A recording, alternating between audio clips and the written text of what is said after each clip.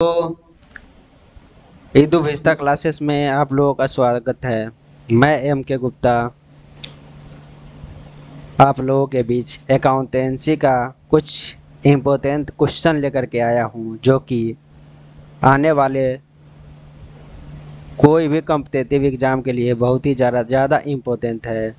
चाहे वो बीपीएससी तैयारी हो, चाहे वह DSSB हो, चाहे EMRS हो, कोई भी पीजीटी एग्ज़ाम हो, चाहे यूजीसी नेट हो, ये सब के लिए सामान्य रूप से ज़रूरी है, क्योंकि ये एनसीईआरटी बेस्ड है, यानी कि एनसीईआरटी से ही सारा क्वेश्चन इसका लिया गया है। तो आज हम लोग शुरू करते हैं।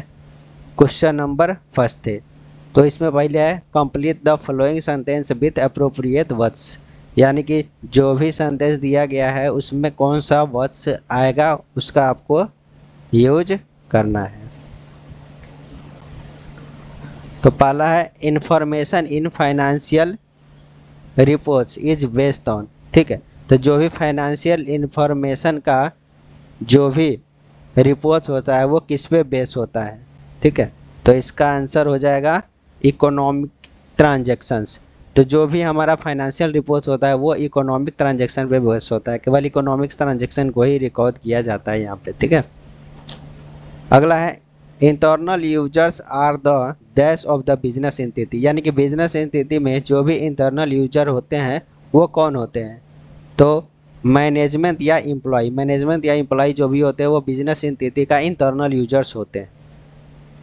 Question number third, a dash would most likely use an entity financial report to determine whether or not the business entity is eligible for a loan. ठीक है, तो वो कौन सा है, पर्सन है या फिर जो भी है, जो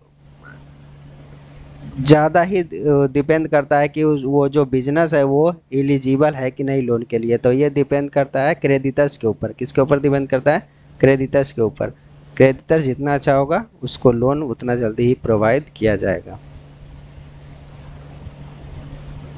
अगला question number fourth, the internet has assisted the dash in issuing financial reports to users. ठीक है, गैप क्या हो जाएगा?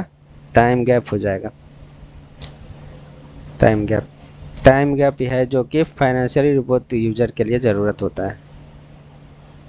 अगला हमारा question number 5, dash users are groups outside the businesses entity who uses the information to make decision about the business entity. ठीक है, तो कौन सा यूजर ग्रुप है जो आउटसाइडर है। ठीक है, तो आउटसाइडर का बात करेगा। इंटरनल का बात हमने किया था, तो इंटरनल में क्या हो जाता है? इंटरनल मैनेजमेंट हो जाएगा या फिर एम्प्लॉय हो जाएगा। और जैसी आउटसाइड का बात करेगा तो यहाँ पे कौन हो जाएगा? External users. कौन हो जाएगा? External users. इसका आंसर होगा एक्सटर्नल यूजर्स। अगला question, question number 6, information is said to be relevant if it is.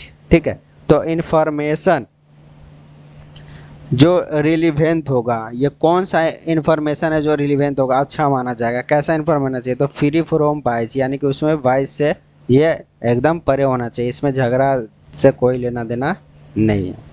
अगला question number 7, the process of accounting start with dash and ends with dash. जो हमारा process होता है accounting का वो किससे शुरू होता है और किस पे जाके खत्म होता है? तब शुरू होता है आइडेंटिफाइंग द ट्रांजेक्शन। ट्रांजेक्शन को पहला काम होता है हमारा आइडेंटिफाई करना, और लास्ट काम क्या होता है? Communicating information. जो भी इन्फॉर्मेशन हमको निकलता है वो क्या करते हैं? हम कम्युनिकेट करते हैं, यानी कि बताते हैं कि हमारे फाइनेंशियल रिपोर्ट क्या है, कैसा है, नहीं अच्छा है। ठीक है, तो ये करते हैं। शुरू होता है किससे? आइडेंटिफाइंग द ट्रांजेक्शन से, और ख़त्म किस पे होता है? कम्युनिकेटिंग इन्फॉर्मेशन पे।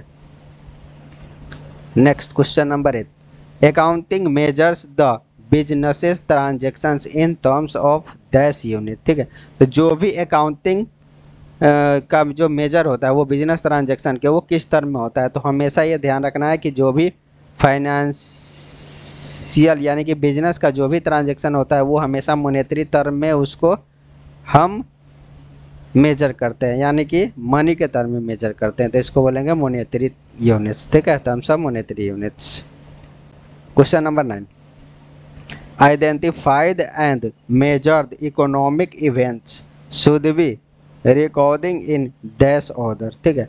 तो जो भी हम ट्रांजैक्शन को आइडेंटिफाई कर लेते हैं, फिर इसको मेजर कर लेते हैं, तो उसको हम किस ऑर्डर में रिकॉर्ड करते हैं। तो ये ध्यान रखना है, जो हमारा अकाउंटिंग का जो ऑर्डर होता है रिकॉर्ड करने का, वो कौन सा होता है, क्रोनोलॉजिकल ऑर्डर होता है। क्रोनोलॉजिकल ऑर्डर में ही रिकॉर्ड करते हैं, यानी कि जो ट्रांजैक्शन जब हुआ है तभी रिकॉर्ड करना है। ऐसा जरूरी नहीं कि ट्रांजैक्शन आज हुआ रिकॉर्ड कल करेंगे, 10 दिन के बाद करेंगे, ऐसा नहीं। यानी कि जो भी रिकॉर्ड ट्रांजैक्शन जब हुआ है तब करना जरूरी है।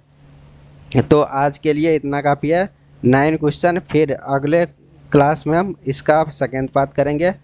और ये बिल्कुल ही एनसीईआरटी पर आधारित है। ये सारे जितने भी क्वेश्चन हमने 9 क्वेश्चन जित करके ये एनसीईआरटी का है। और जो एनसीईआरटी का होता है, इसका हाई लेवल ऑफ चांस होता है कि वो एग्ज़ाम में आएगा ही आएगा। तो इसीलिए इसको अच्छे से प्रैक्टिस करके एग्ज़ाम देने जाना है, ठीक है।